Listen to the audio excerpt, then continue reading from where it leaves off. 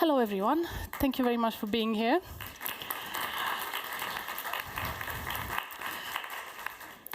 My name is Timea Balo, but I create all my work under the name Tim. And before we get really into it, I'm just going to show you a few snippets of my work, just so you know the kind of work that I do.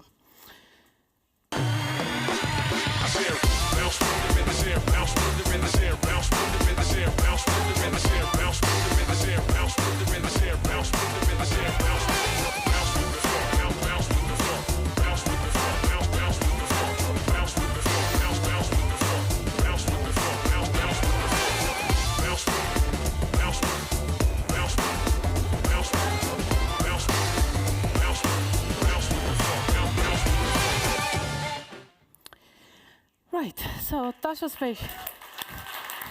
Thanks. A short show reel and the obligatory humble brag slide. I work with some lovely people on some great projects so far. I've done some bits for Pepsi, created a whole NFT collection about a year and a half ago when NFTs were still a thing. I worked with the Stylist magazine back in the UK, and I created a cover for one of their issues. Created loads of typographic compositions for the British Arrows, which is an awards ceremony in the UK. And I went to the event and met loads of talented people and got to see my work on a big screen, which was quite nice.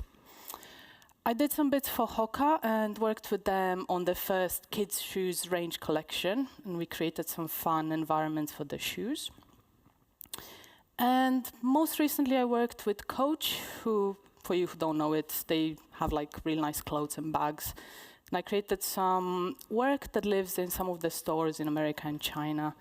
And this was for the launch of one of the quilted bags. But today, I don't really want to get into any detail about client projects. And instead, I want to talk to you about playing. I'll talk more about personal projects, creating things for fun, learning new skills, and generally being creative outside of work. A bit about my background. I actually come from graphic design, and I haven't been doing 3D for a very long time. I went to university where I studied illustration and graphics, and in 2015 I got my first job as a graphic designer, and I did primarily branding for about 8 years. Then I started learning 3D, and I found it so incredibly magical that I just became a full-time freelance artist very quickly.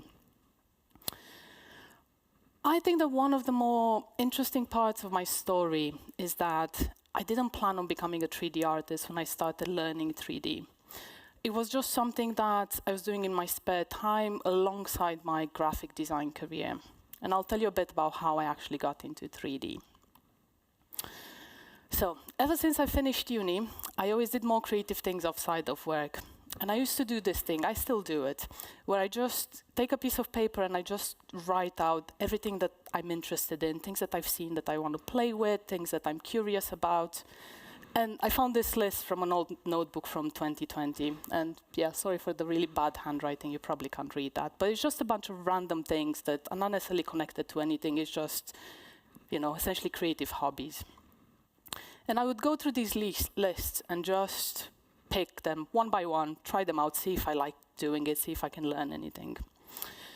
So by doing that, I learned a bit of creative coding. I learned Touch Designer and just created some generative images and videos.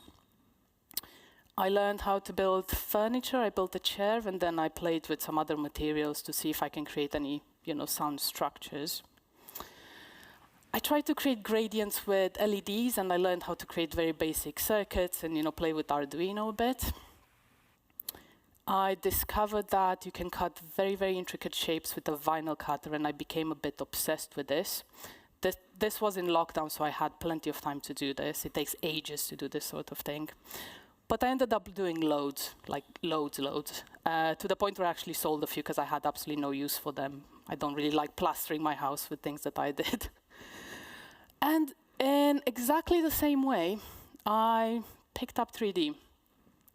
I saw loads of talented people online doing magical things with 3D, and I just wanted to understand how things are done, see if I can do it myself, see if I enjoy it. So I installed Cinema 4D, and I opened it up for the first time. Most of you know that the 3D world has a bit of a stigma around it that is quite hard to get into, and is very difficult in general. But when I opened Cinema 4D for the first time, I was actually a bit surprised because it doesn't look very intimidating. I've worked in Adobe software for about 15 years. So I opened this and I was like, oh, I can see the pen tool, I can see a type tool, I can see some icons that, intuitively, that's a camera, that's a light. It felt, a bit better than I thought it would be. But then you start reading about it and you get hit with all of this. And I was like, oh, this is what everyone's talking about. So yeah, I had absolutely no idea what anything meant. I didn't even know what the render was. I put two and two together that it means, exporting something, but I didn't understand why it has its own special word. Why can't it just be exporting an image? But I learned about it in the end. I discovered that the Maxon training team has a YouTube channel where they do all kinds of tutorials, which was super handy because at the time I didn't really know even what to search for. I didn't know where to start. So 2 years ago when I picked this up, they had this beginner series, which was really handy because it was split in loads of parts and it would take you, handhold you through the process of learning the interface, learning the basics of it, getting a bit into animation, into Redshift and all of that. So this is literally all the tutorials that I looked at before I started creating things. And just a bit over 2 years ago, I created my first ever render, and I absolutely loved it. I found the whole process a bit magical. It wasn't very difficult. Half of Cinema 4D is actually quite intuitive after you get past that, terminology side of things. And I loved it so much that the next day I created something else, and then something else. And around this time, 36 Days of Type launched on Instagram. And for those of you who don't know what this is, it's an event that is joined in by a massive community of creatives, and everyone designs the letters and numbers of the Latin alphabet, and they just post them, every day for 36 days.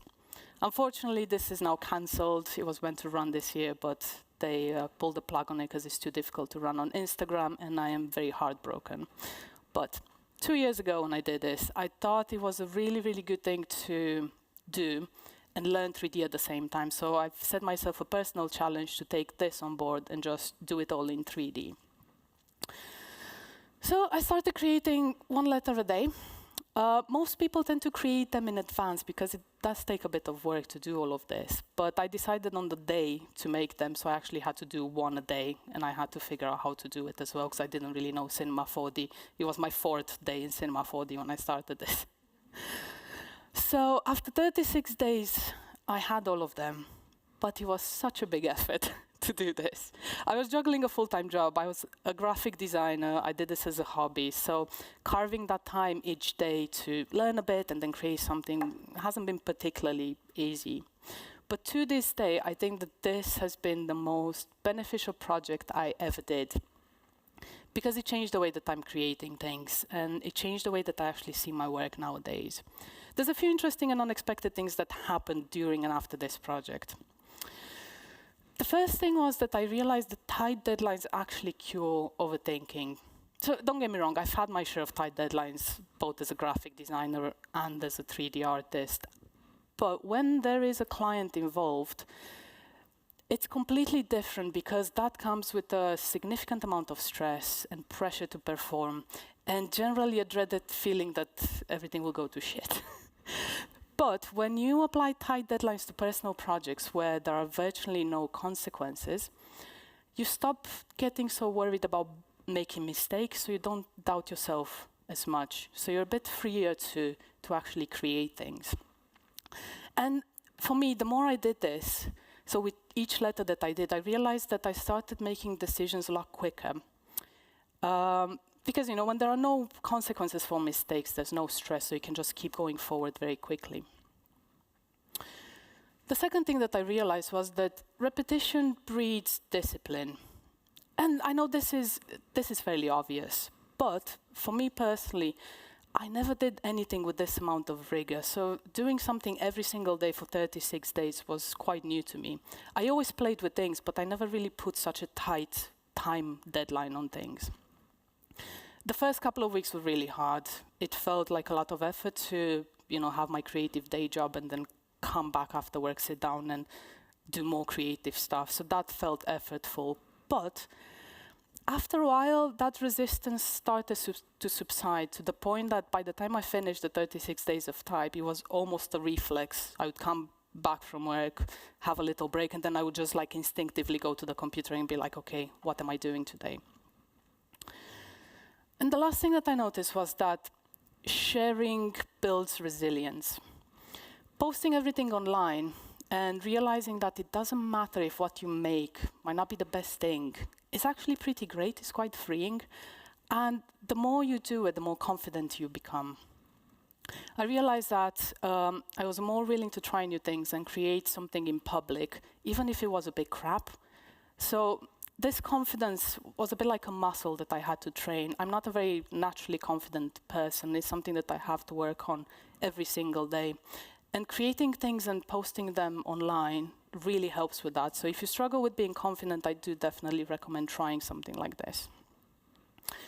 But moving on, after the 36 days of type finished, I wanted to keep going. I just found it so refreshing, and I got that momentum to keep going, to create something every day. So I started my own challenge, which I called the daily-ish render. I wanted to do things regularly, but I wanted to give myself a bit of a break to actually have a life outside of looking at the screen. So I was just doing it, daily-ish. I found the limitations of the 36 days of type challenge quite good. So I wanted to create my own rules around what this daily-ish render challenge would be. The first thing that I did was focus on enjoying the process, not the outcome. I found that this shift in focus made my time spent creating things more enjoyable. I was looking for the moments within that process where you solve a problem, where you learn something new when a happy accident happens. And I wasn't that interested in what the final outcome looked like, as long as I had those little moments in the process. So creating without consequences, it's more important what you get out of the process than the final outcome. Second one was stop if frustration or boredom kicks in. When you work with clients or have a creative 9-to-5, if boredom or frustration creep up, you can't actually get away from it. You just need to power through, suck it up, and just do what you need to do. But at this stage, I was doing this as a hobby, so my push to learn things didn't really need to be that forceful. Why deal with boredom or frustration if you don't need to? And I was very ruthless with this. If I got even mildly bored or frustrated halfway through doing something, I was just closing my 4D down and never look at that file again. I have a whole folder full of this. I was very ruthless with it. And it's fine. It's because I go so quickly through ideas, I wasn't very precious about the ideas that I was binning. My last rule was post everything. So I wanted to make this journey public for the benefits that I mentioned before with posting on 36 days of type. And this was more from my own experience than, getting visibility or building an audience. This was still a hobby at the time. I liked building a visual journal where I could easily scroll back to my previous work and see how I would approach it differently. And I still do that to this day. So sometimes I'll go on my feed and I'll look at things that I did in the past, and I just kind of sit for a minute and think, if I were to do this again, what could be better? And I think this sort of reflective thinking helps progress a bit quicker. So I went on and I did my daily-ish render, and I created loads of work, and it was fun. I was doing it very regularly. I was enjoying it a lot. And after a while, a sort of style started to emerge from all these daily experiments. So I'll talk to you a bit about finding a style. I don't actually think that there's a formula for this. I think everyone has their own journey, and sometimes this can't really be replicated. But I will tell you about how I found my own style in case it is useful to anyone. It all started with this. You can do anything, but not everything. And this is a quote from a guy who wrote a productivity book that I never read.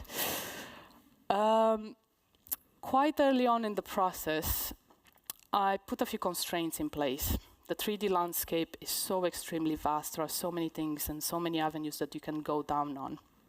And it can be a bit overwhelming deciding what you actually want to do. So I felt like I wanted to do everything, but I obviously couldn't. So I just needed a bit of direction. And the first thing that I did was bundle everything under this umbrella of fun, bold, and abstract. Because I naturally leaned on this sort of thing. I was a graphic designer, so I was looking at visual things day in and day out, and I always gravitated towards this type of stuff. So I decided that everything that I do in 3D just needs to tick these 3 boxes. The next thing that I did was narrow down on a color palette, and this was about 2 months into my daily-ish render challenge. I really enjoyed creating the compositions and animations and learning about Cinema 4D. But because I was, doing my day job, which was a creative job for 8 hours, and then doing more of that after work, by the time I got to choosing the colors and the materials and the more aesthetic parts, I was getting very tired. So I decided I'll just choose a color palette and not have to make those decisions day in and day out. So this color palette actually came out for practical reasons more than trying to pin down an aesthetic. I went with quite a varied color palette because I like things to be quite full on. But I also liked that I could strip down this color palette and still create things that feel very punchy. And then I did exactly the same thing with materials. Again, a very practical thing, a practical decision. I didn't really want to spend time learning about materials at that time. I'm doing a bit more of that now, but back then I just settled on a rubber, a fabric, and a plastic, and this is what I used exclusively. And then I went on and I created some more. And because everything was under this sort of, color palette and material consistency, it pulled everything together under a more defined style. And then this happened. I discovered the cloth and balloon simulation system in Cinema 4D. So from my show reel, you probably noticed that most of the things that I do are puffy and squishy. And the reason for that is because I became a bit obsessed with this. When I first realized what you can do with it, it just made me giggle. It's so comical to play with this sort of stuff. Just put a few shapes on the screen, press a few buttons, and then they go a bit wobbly. It's fun. I do recommend it. Because I loved it so much, it started to make an appearance in pretty much all my work, to the point that this became my style. So the way that I describe my style nowadays is fun, bold, and squishy, and this is exactly how I've heard my clients describe it, and that's why I use these words to describe it. So yeah, I created loads of things. I started learning a bit more about animation. And after a while, I got a bit bored of just doing abstract compositions. So I moved on to typography. I always loved typography as a graphic designer, so I thought, why not try and merge the 2 worlds? So I started exploring this, and I'm still, that went fast. And this is what I'm focusing on at the moment. I'm still not tired of typography. I'm still playing with this. I did this last week, and I did this last week as well. And when I do things, I'll try to fine-tune some aspects of the animation or the material or the composition. And it's very incremental progress. Sometimes, most of the time, it's not visible to anyone actually scrolling past my things. It's like, 0.01% progress. But the thing is, if you do this every day or almost every day, it stacks up and you get better over time. You can't actually do a massive leap of going from being a bit crap to being very good overnight. It takes so long to learn anything, and I have a long way to go. So this is a bit new to me. I'll talk to you a bit about the work-play balance, because before I got into 3D, everything that I did outside of work was very different to what I was doing in work. But at the moment, there is a lot of crossover between work and my own personal playground. But upon a bit of reflection, I've noticed that I approached the two very differently, and I think that that is what's keeping the balance. My personal work is very quick. I don't really spend more than 1 or 2 days on anything that I do for myself. I like to go through ideas very, very quickly. So in that sense, my personal work is quite snappy and, yeah, quick in general. The client work is more complex. Projects take a lot longer. I've worked on projects that take a week. I've worked on projects that took 6 months. And there's definitely a lot more care and thought put into the ideas and the execution when it comes to client work. So there's definitely a big difference between the two. My personal work is very random. Apart from the stylistic thread that connects all my work, if you actually look closely, it's very random in terms of what the ideas are that I use. And I quite like this. I don't work under a very constrained team, and I allow myself to explore whatever comes to my mind, which is quite good. The client work is obviously quite focused for normal reasons. There's a brief in place, there's a clear objective, a clear direction. You need to solve a very particular problem. So in that sense, my client work is very rationalized, and you probably all know, working with clients, every idea that you have, everything that you put in there needs to be there for a reason, needs to solve the brief and communicate clearly. You need to talk to your clients and solve them on your ideas, and you can't be like, I did that because I like it. You need to have a bit more rationale behind things. So with client work, there's a lot more emotion, a better story, a deeper story. My personal work is very instinctual in the sense that I rely heavily on my own personal taste and preference. And the aim of this is definitely more self-serving. I'm not communicating anything particularly deep other than an inclination towards a certain aesthetic and, sprinkle of randomness. So there's something that happened here. I call it the loop of momentum. It sounds quite bad. Maybe I shouldn't do that. So my playground, the quick and snappy work, brings me visibility. This is how I get work. I just post loads of things on Instagram. Clients see my work, and then they point at things and be like, I think you're going to be a good fit for our project. Do you want to do this?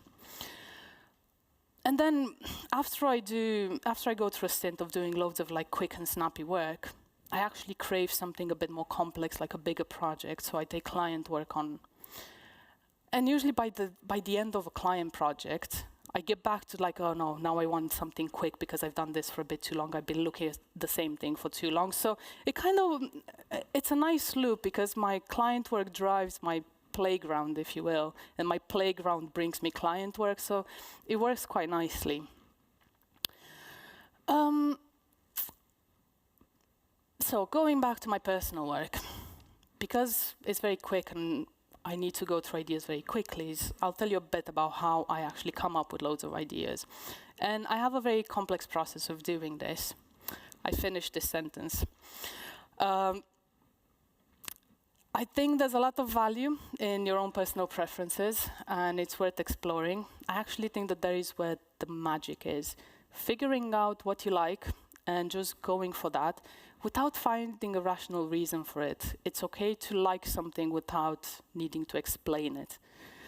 So in that spirit, I just set 1-sentence briefs for myself, and these come to me very easily. I think that everyone is very capable of finishing this sentence without any effort. So, wouldn't it be cool if I made a puffy ampersand? Wouldn't it be cool if I got a blobby thing and I squished it against the screen? Wouldn't it be cool if I made the 3D icon? And the interesting thing with this approach is that it creates a bit of a domino effect. When you start thinking about the things that you like, the things that tickle your brain a bit, ideas come flooding. So the more ideas I have, the more ideas I have.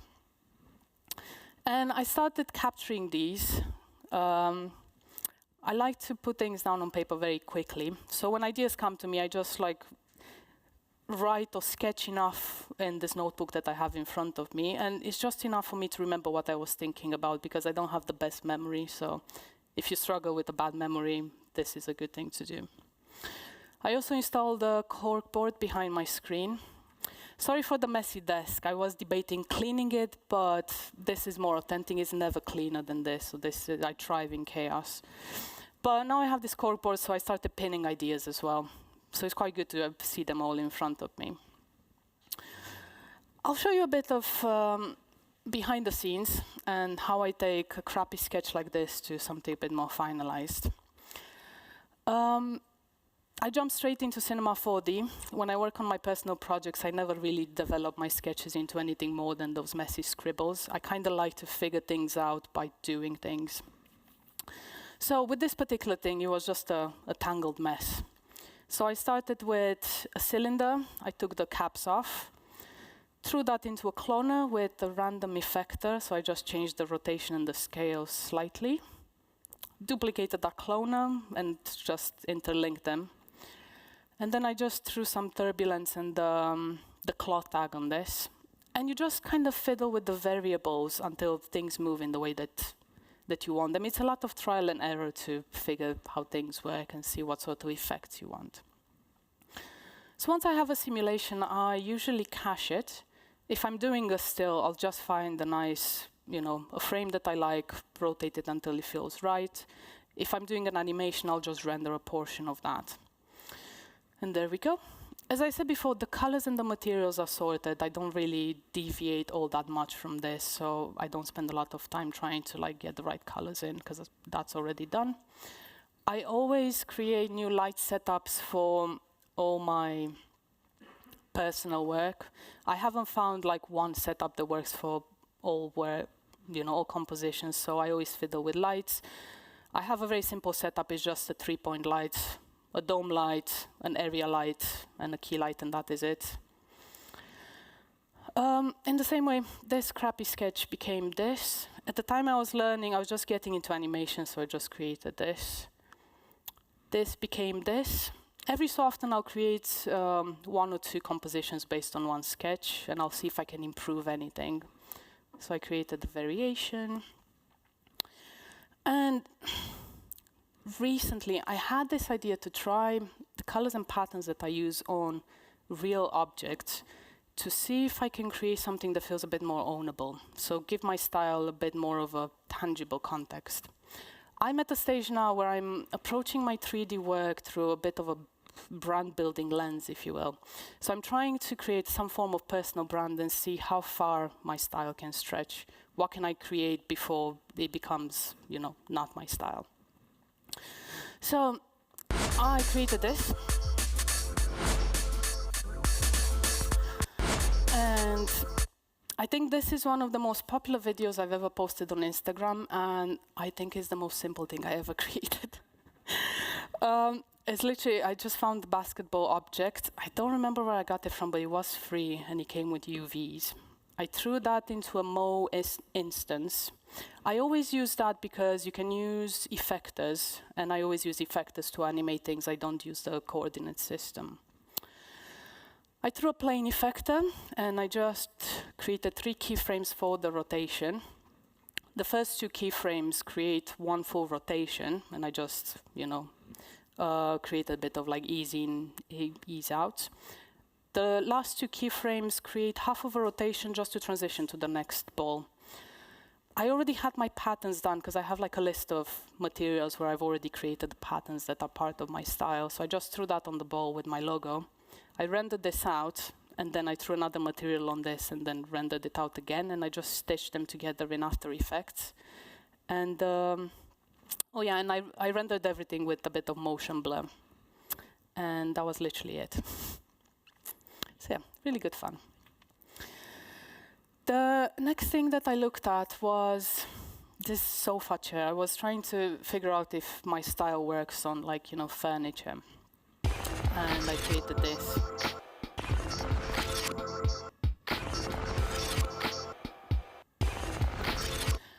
Again, a very, very easy setup. I used the vertex map to create that gradient wipe from, gray to color.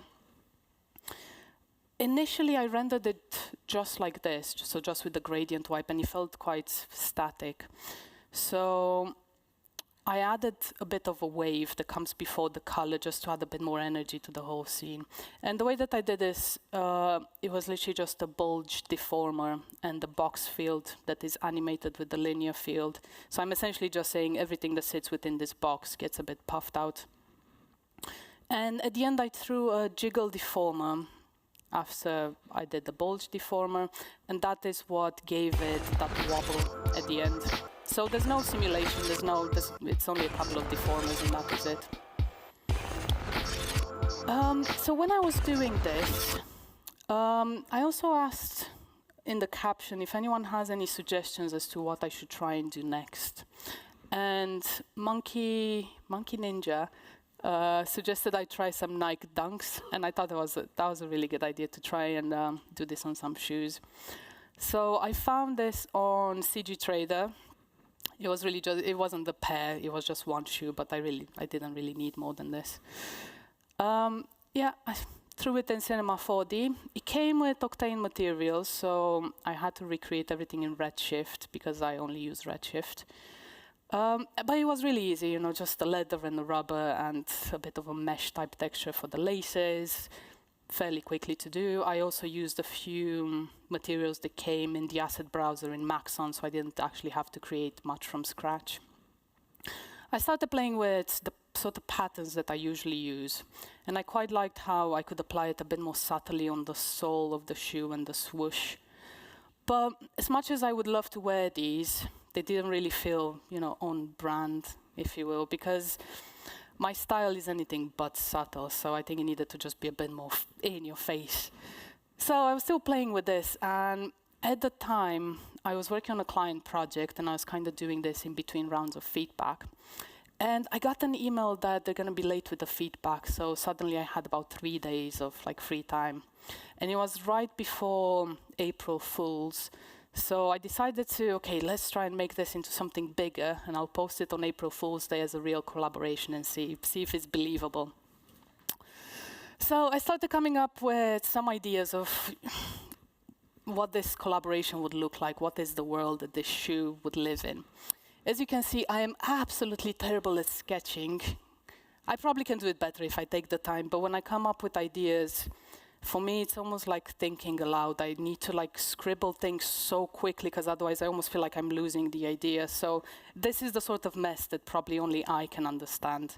And I will never show this to a client. If I'm showing ideas to a client, I will actually put some effort into this. But do a bit of a brain dump, then go back over the ideas and then choose a few to just play with. And the thing with ideas is that sometimes I think they're really, really good on paper, but then when I go and like try them out, they turn out to be quite shit. So I had this idea of creating this geometric sort of sculpture behind the shoe. I don't really know why anymore, I don't remember, but I thought it would be a good idea. I tried it out and it didn't really work. It felt too stiff, so I was like, okay, let's go at the other end and try the chaos idea. So I had this like tangled thing, and I had the idea of like, you know, the shoe sort of coming out of this tangled mess. But I only had 3 days, and I think this was sort of going somewhere, but obviously the animation is very janky and it needed a lot of work. And I didn't think that I could get this to a good point in 3 days and, you know, render it and edit it and post it online. So I decided to scrap the whole animation idea and just create a few stills. So I expanded the collection from 1 shoe to 3 shoes. And I spent so long trying to choose those colors because, I don't know, it just took me ages to decide on the colors, but I settled on them 3. And because I'm doing quite a bit of typography nowadays, I thought I'd go down a typographic route. I usually start in Illustrator. So what I did, I just placed the shoes in Cinema 4D and I took some screenshots of the angles.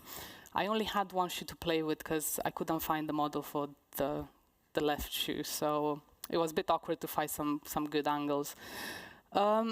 I decided on these 3 phrases because I wanted something that's connected to movement, but also have a bit of an aspirational note to it. So, you know, you can take big strides and big leaps and have a big bounce physically, but you can also do it, you know, you can take big strides in your work and big leaps in your mindset and all of that. The good thing about 3D is that it's extremely forgiving. I never spend a lot of time in Illustrator trying to get the letters right, so if there are any graphic designers or typographers in the room, they're probably crying at seeing that because the letters are awful. But the thing is, when you take them in 3D, and especially because I'm inflating everything, it's very forgiving and you can tweak things afterwards and like make sure that, you know, the weights are right and everything is inflated uniformly. And 3D is also very forgiving when it comes to composition. Oh, stop playing.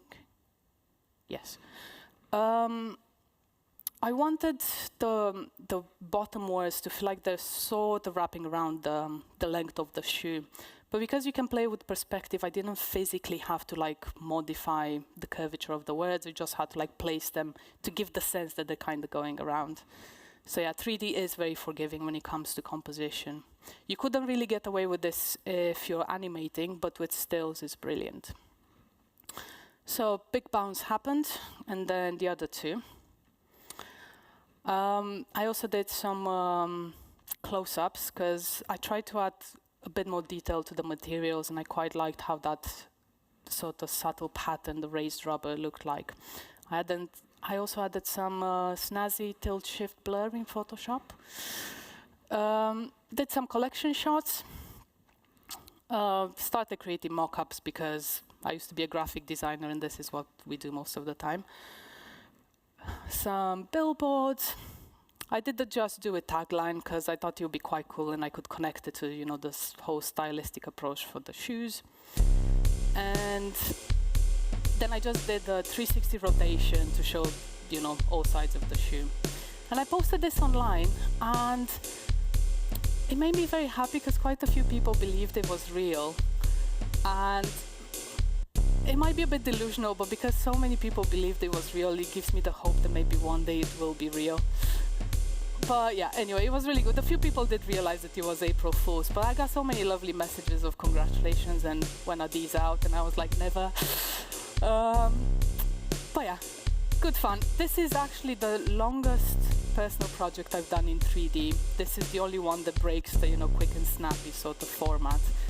And I might do this again if I have, you know, more break time between client work.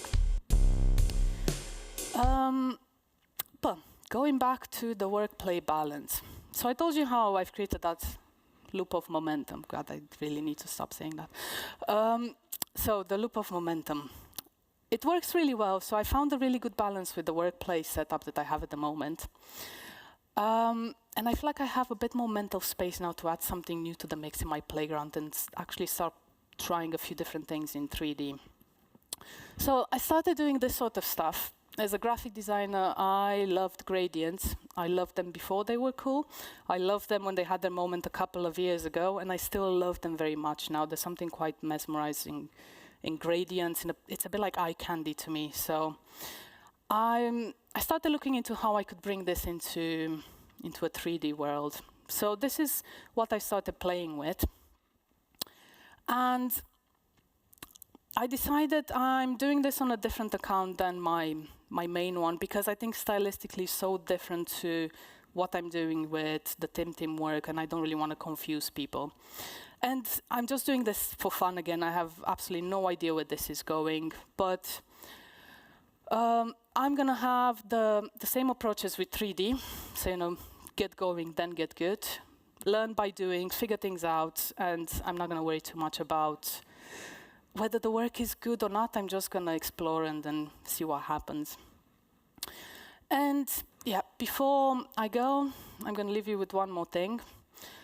No matter what you do and where you are in your career, just remember that we're all winging it. Nobody has all the answers, and I think we're all just figuring things out as we go. And yeah, that was me. Thank you very much for listening to me. That is my Instagram handle if you want to follow me, and my email address if you want to send me a message, please say hi.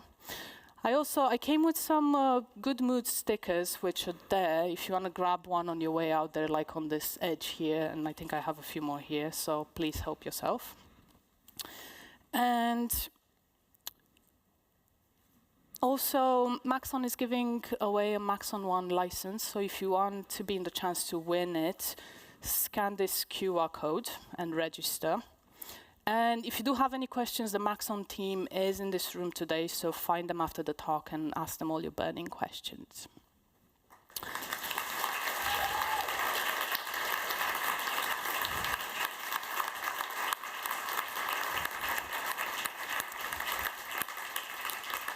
Thank you.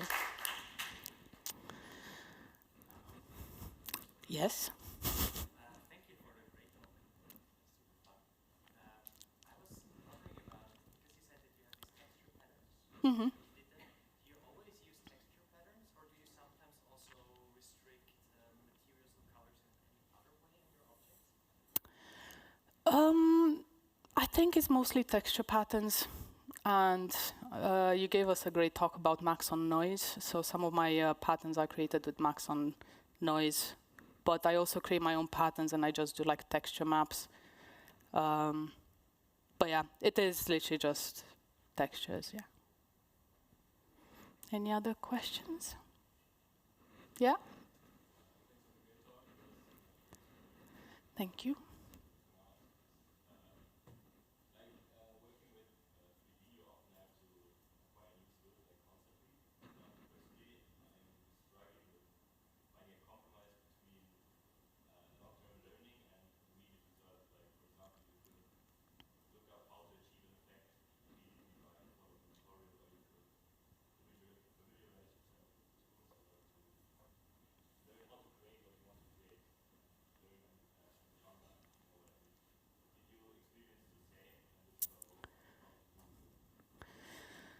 Yeah, that's a really good question. I think that we all struggle with that in the long term. Like, choose to spend a lot of time learning something bigger, or just get the quick fixes and learn like small skills and hopefully have them stack on top of each other and amount to something. I think it depends on what you're trying to achieve. For me personally, I think I always choose like a big direction and then try and see what skills I need to learn within that, and then sort of follow that path. And I think that that's why I'm not a 3D generalist. I think that's why I became more of an artist with a style, because I chose like a bigger path to learn, but it's a very focused path. So unfortunately, I don't really have an answer. I don't think there's a right answer to that question. I think it depends on what you're trying to achieve and finding that on balance yourself. So yeah, sorry, I don't think that's very helpful. Yeah? Do you have a secret tip to avoid your simulations going crazy?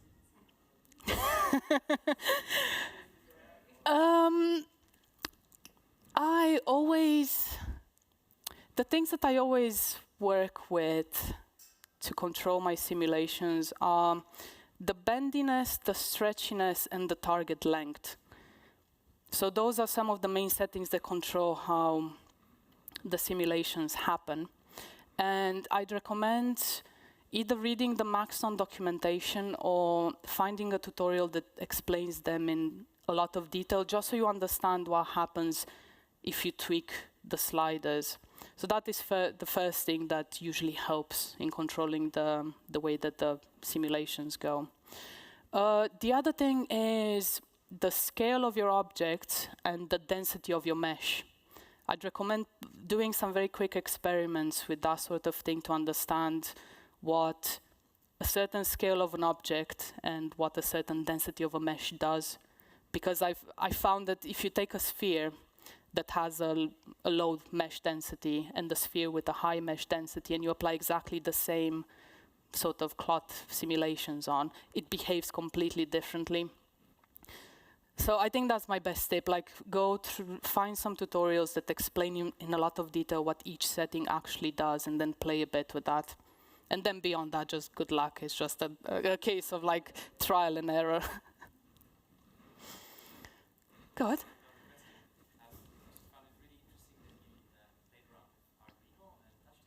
Yes. Did you one time mix your 3D work as input for Touch Designer or Arduino No, because I tried to learn touch design years ago. I think it was more like 5 years ago.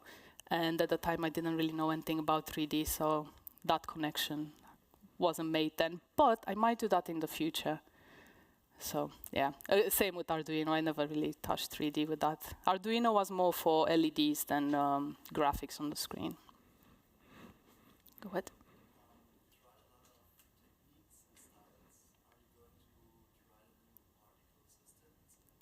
Absolutely.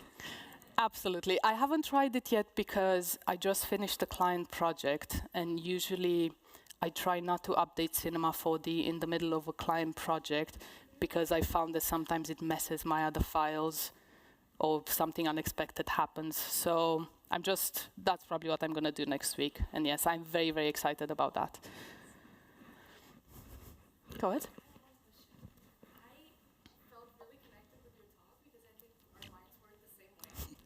Excellent. I don't feel as crazy. But I really, one of the things that I noticed the most was that you have all these varied interests, like that you do like with your hands. And I wanted to know, what's your hyperfixation right now? At the moment, I'm very much screen-based. So I haven't done anything with my hands in a long time. I think gradients is my big one. Yeah, I think that's kind of what's happening at the moment. Yeah, I've been looking at a lot of gradients. I use Pinterest a lot, so usually you can see exactly what I'm obsessed about. Because if I open Pinterest now, it's just going to be gradients, gradients, gradients. So yeah, that's my hyperfixation now, gradients. Yeah, in the back. There was a file that you downloaded, the CG file of the shoe, if I'm not wrong, and then you said that came with the Octane materials, and then you converted it to projection. Yeah. How much time did it take you to convert it? Not a very long time. I didn't use all the materials that came with that. So when I downloaded the file, it came with all the texture maps, and they were set up in Octane. So I took those texture maps, and I only recreated half of the materials, which probably took me about an hour. But I also used some from the asset browser in Cinema 4D. So, I had the texture maps for the leather in the file that I downloaded for CG Trader, but there's already a leather material in the asset browser, so I didn't recreate the ones that I already had. Yeah? You have a very specific style. When clients are like, oh, I want your style, and then give you everything that's completely different than your style. At the point where you reject that work, you modify it, what's that experience? Yeah, that's quite a hard thing to navigate, I found. I do think that a lot of clients come to me for the puffy, squishy style, but obviously I'm not necessarily using my colors or my patterns. It's in different contexts, and that is fine. I usually try to only take on work that falls under that initial overarching umbrella that I said, so it needs to be fun and bold. It doesn't matter if it's not quite aligned with my style, because I've learned enough skills in Cinema 4D that I can break away from just what I'm doing at the moment. But if it's not fun and bold and it doesn't have that sort of playfulness to it, I usually reject them, because I don't do minimal product shots and, super slick videos. So I think that would just be a bit boring to me. So I think that's kind of how I navigate that. It's always a minefield. Sometimes you make the good decisions. Sometimes I made horrible decisions, and I took projects on that I shouldn't have. And then I was like, what do I do now? How do I do this? It's not really my sort of thing. But you learn as you go. Any other questions? Yes, in the back.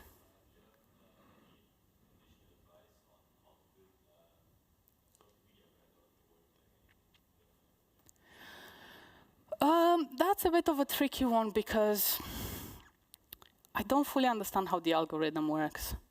I've managed to build quite a big presence on Instagram, but I didn't do it very intentionally. It kind of sort of happened, so I don't really know what I did right to make that happen. I think one of the things that I did, which might be the way to go, is post things fairly consistently, but maybe don't try to follow trends. Just do what you do and hope for the best. I think that's that's the best way to do it. I don't network. I'm massively introverted. I never message people, so I don't really. I think you can grow your Instagram if you like get in touch with people and try to make friends, but I never did that, and I still grew a bit. But yeah, do things every day, post them online, and hope for the best. Right. Any more questions? One at the back. What's one thing in Cinema 4D that every time you do it, you just sort of zone out? Zone out in a good way or a bad way? I'll do both. Let's see. A bad one, setting up lighting. That is one thing that I'm still struggling with, and is the sort of thing where you set up a light, that one looks great, but it feels like you need to add another one to fix something, and you add that, and then it messes up the other one. And it's a constant like trying to rotate them around because one of them works great, but the other one absolutely wipes up all the details from your scene. So that is something that I'll spend hours on and still not get it right. So that is a bad one. The good one, I think it's anything to do with the cloth and balloon system. I could play with that all day, and sometimes I do. I'll create something, and instead of actually, hitting render and being done with it, I'll just like play with those sliders for hours and just see, oh, what does this do and what does this do? So that is quite, it puts me in a state of flow. I'm a bit like hypnotized by it. You're welcome. Right, I think that's it. Thank you very much, everyone.